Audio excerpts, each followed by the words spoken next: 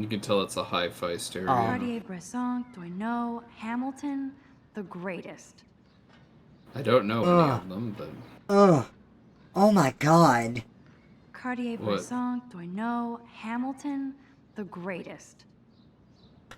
I hate... How do I phrase this? Sometimes I am really French? bad. Oh. No, it's not that.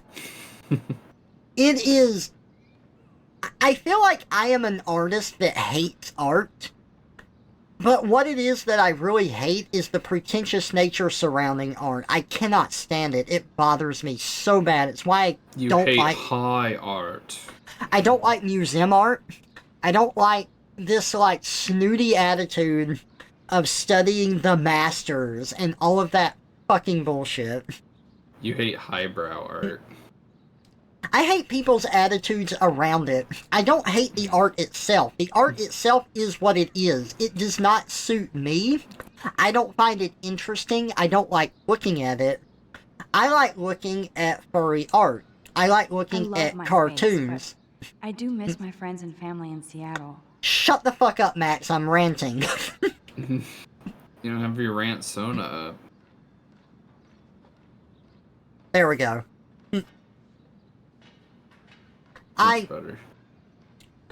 I don't mind the art. I just don't find it particularly interesting. It does not grip me. It does not grab me. It does not make me reflective or think or anything like that.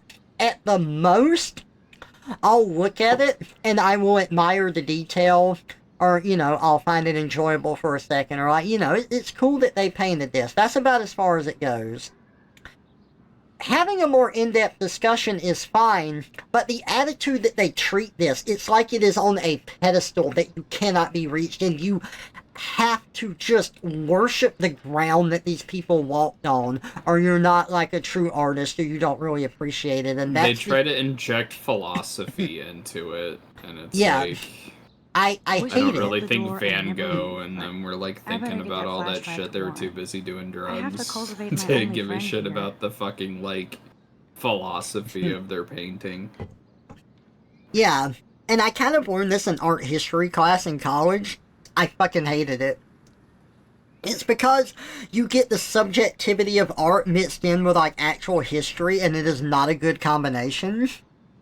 Mm-hmm. Because it's like, the teacher is like, oh, this is a painting of so-and-so saint, and he's drawn here with his arms hung up, and he's dying after being tortured, but you can see by his expression that he doesn't look like he's in pain.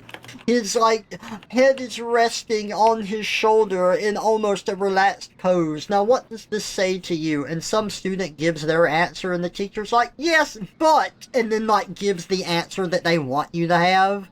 So, like, your answer didn't matter in the first place.